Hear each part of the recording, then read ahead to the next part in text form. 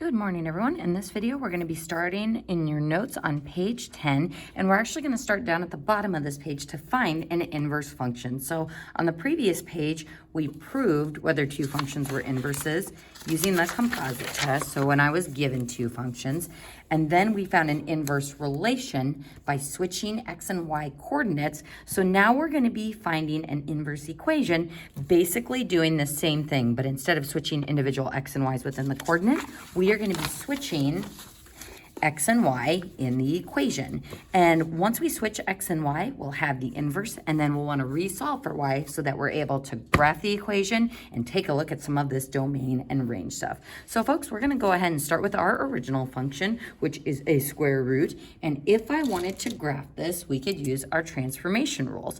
So this says write 3 down 2. So write 3 of 0 down 2 would get me here. So there's my original point. Now, as far as finding the other points in the table, let's go ahead and just make a little table down here.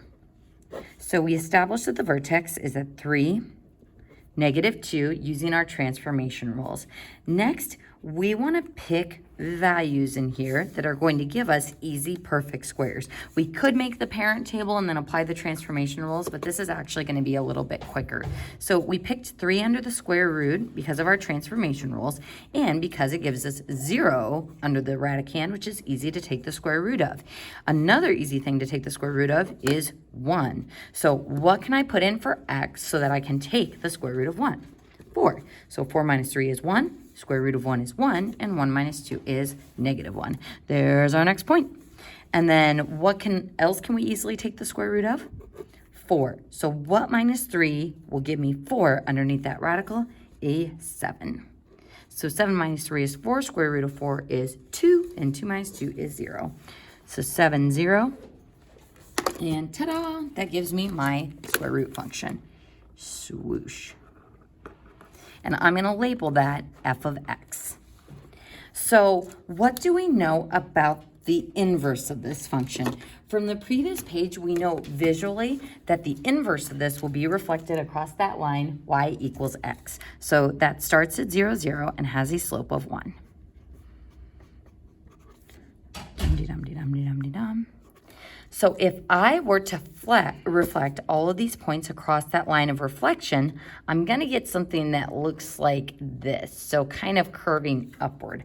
Do we know of a function that curves upward like that? We'll get into kind of the interesting part of this once we go to finding the inverse equation. So folks, let's go ahead and finish up what we know about our original function.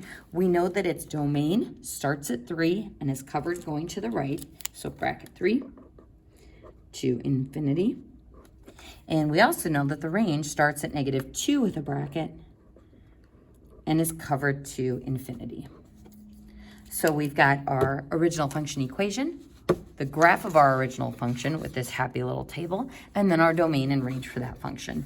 So next, we are going to find the inverse equation. So to find the inverse, we're simply going to switch x and y. Now, if I look at that equation, we don't have y, but f of x is the same as y. So I'm going to go ahead and start by replacing that f of x with y. And now we're going to switch our x and y variables. Everything else is going to stay locked in. We only switch the variables themselves. So there's y, there's x, and we're going to switch them. So x equals square root of y minus 3 minus 2.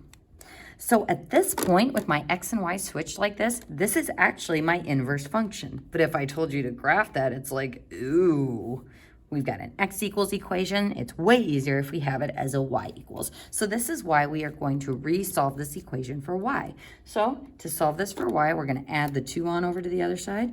So x plus 2 equals radical y minus 3. Now that y is currently trapped underneath the square root. So in order to get rid of a square root, we do the opposite operation, which is squaring both sides. So square this side. and square this side. And notice I'm enclosing that left side in parentheses because I'm going to have to square that binomial. How do we square a binomial? We're going to have to FOIL it. So that's going to give me, well, actually, let's actually not FOIL it. We'll go ahead and leave it in this form because that's going to make it easier to find our transformations and where that vertex is. So I'm going to cross off that square root, canceling out that squared, which gives us x plus 2 squared equals y minus 3. Then, to isolate y, we're going to add 3 over to the other side, and I'm going to put my y on the left. So y equals x plus 2 squared plus 3. So I move the 3 over and put the y on the left side, and this gives me my inverse equation in terms of y. But the important part about this is we don't just want to write it as y equals, because this isn't just any quadratic function. It is specifically the inverse of the function we started with. And having that inverse notation is important because that's going to have an impact on our domain and range of this function. So we're going to replace that y with f to the negative 1 of x, which is read as the inverse of f of x. This is equal to x plus 2 squared plus 3. So, ta-da! That is our inverse function. And again, I left it in that non-expanded form, but if you wanted to FOIL that out, you could just as easily write this as f to the negative 1. Oh boy, let's try that again. F to the negative 1 of x equals x squared plus 4x plus 4 plus 3 would be plus 7. So you can write it in this expanded standard form, or you can leave it like this. And I like leaving it like this because then I can use my transformation rules to figure out where the vertex of that inverse function is. So folks, we're going to go ahead and do a happy little table here for our inverse, the inverse of f of x. And what do we know about the inverse? Well, this inverse is a quadratic with a vertex at -2, since I'm going left 2, and up 3 would have a vertex at -2, 3. So there's my vertex. Now, to find the other points, and I'm just going to go ahead and draw this first. We're going to find out how to find these points exactly later. But I just want to show you this part because this is important as far as the inverse goes. So here is what my quadratic function looks like. Now the problem with this is this the inverse of that one? Well, it's got the shape of it on half of the side. Folks, this is why we need to consider the domain and the range here, because this function, we only want half of it to represent the inverse of this. So if I cover up this red part, if I reflect this over that line of reflection, we see that this definitely looks like it's the inverse. We can see that all of those points are spaced evenly across that line from each other. But this red part of the parabola, we don't want. And why don't we want it? Well, because this original function isn't a sideways parabola. So how we tell our function that we don't want this part is we're going to restrict our domain and our range. So that kind of gives you an idea of why we're going to do these domain and range restrictions. Let's go ahead and quickly talk about how I got these points. So just like we did on the previous page, we found the inverse equation. We can also find the inverse points by simply flipping these x and y values. So -1, 4, there's this point. 7, 0 switched will be 0, 7. And that gives us this point. So we still need to find the inverse equation so that I can continue to generate points on this curve. But if I already have easy points from my original functions table, we can go ahead and switch the x and y values to find the inverses table. All right, folks. So for the domain and the range, I want you to write the following statement in your notes. The inverse function inherits all of the original function's restrictions when the domain and the range switch. So if this was just a regular old quadratic, the domain would be all real numbers, no restrictions on what I can plug in for x. But this isn't just a regular y equals quadratic.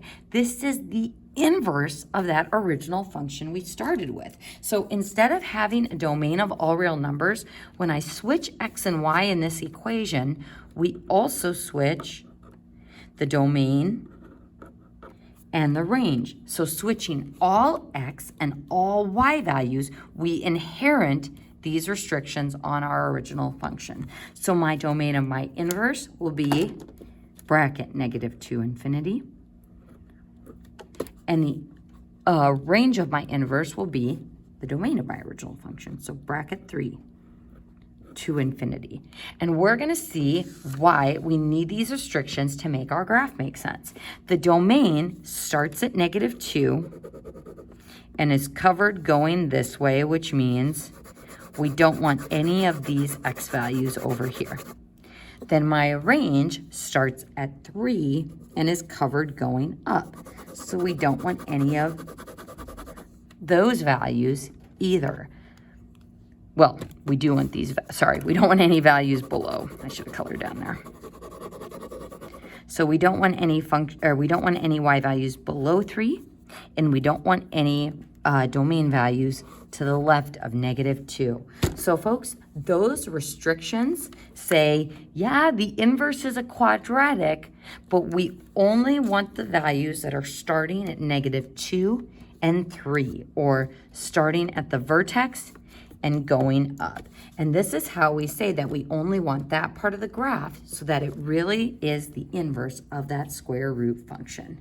So folks, with that in mind, we're gonna go ahead and turn the page and try this next example. Now, starting with this original function, and we are gonna do a little just sketchy graph for this one. Our original function is f of x equals 3x minus 8, which is a linear function. What would you say is the domain of a normal linear function? Our domain is all real numbers, and our range is all real numbers as well. So this one's going to be kind of nice because there are no restrictions on our original function, so there aren't going to be any restrictions on our domain either, or on our domain and range either. So this is our regular old function, and let's go ahead and just graph that down below to see what that looks like. So skedaddling on down. That graph has a y-intercept of -8. 1, 2, 3, 4, 5, 6, 7, 8. And then our slope is 3. So up 3 over 1. Up 3 over 1. So like this-ish. And again, it's a sketch, so it's not perfectly straight. My tick marks aren't perfectly spaced out, but that is enough to show me my original function. So if I consider that line of reflection, y equals x, that goes through 0 and has a slope of 1,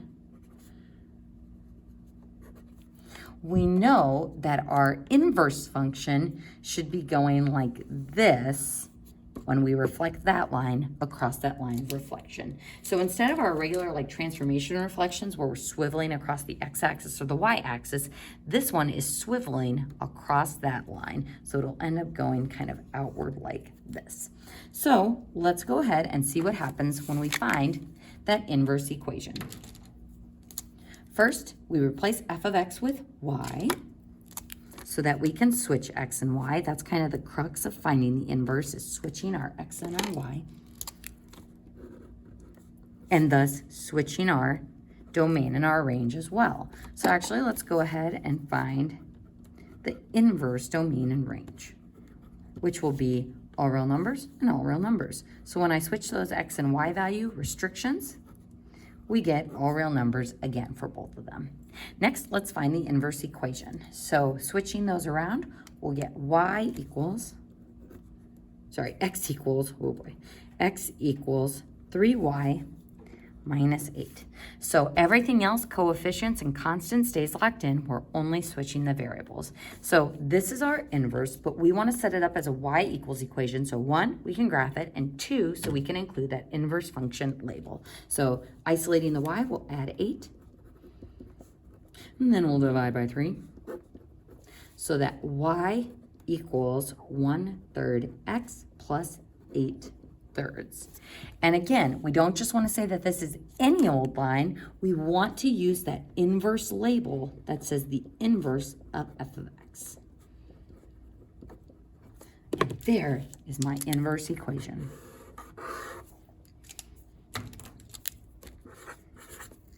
So let's see what this looks like on our graph to see if it visually makes sense with what we have drawn. So 8/3 is about 2 2/3.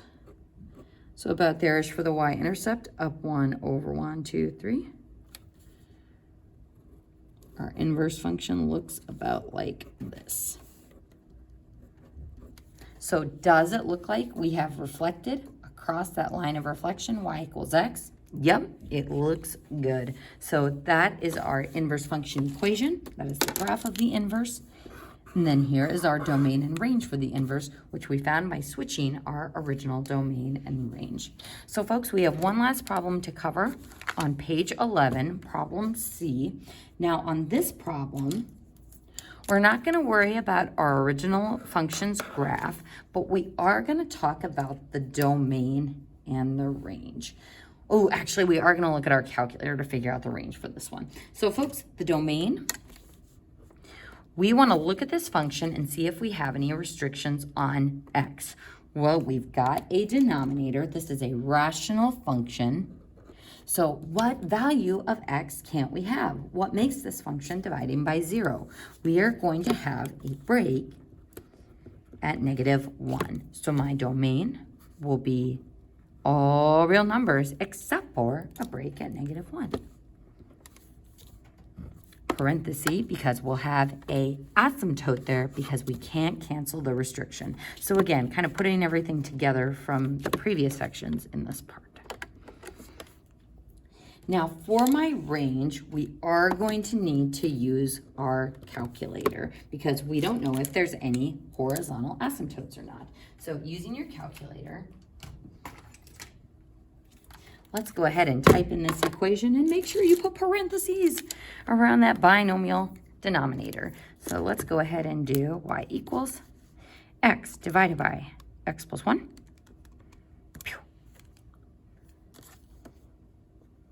And that's what our graph looks like. Does it look like we have a horizontal asymptote? Oh yeah, it's definitely leveling off somewhere. So we have a couple of options. We can either use our trace button or our table ask to find it. So I'm probably going to use that table ask to find that horizontal asymptote.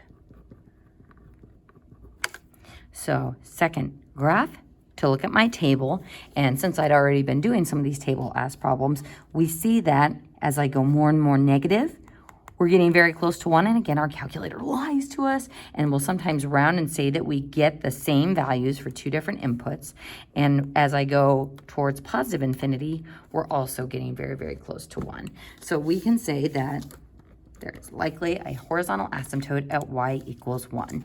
So if I have a horizontal asymptote there, my range is going to start at negative infinity and level off at 1 with a parenthesis, and then union 1 to infinity. So that is my original domain and range. So when I find the inverse, it's going to inherit these restrictions on its domain and range. So just like a normal quadratic has a domain of all real numbers, but the inverse of a square root has restrictions on its domain and range, it's going to be the same issue with this one. So folks, let's go ahead and find the inverse.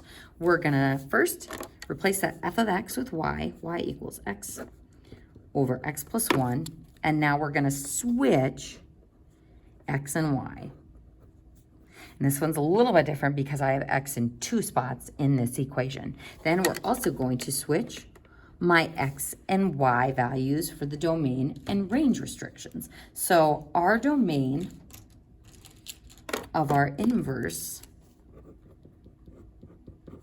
is going to be the range of our original function, so negative infinity 1 union 1 infinity, and then our range is going to be negative infinity -1 union -1 infinity. So we switched all of the x values with all of the y values. So my inverse function inherits those restrictions. So now for the fun part of finding the inverse equation.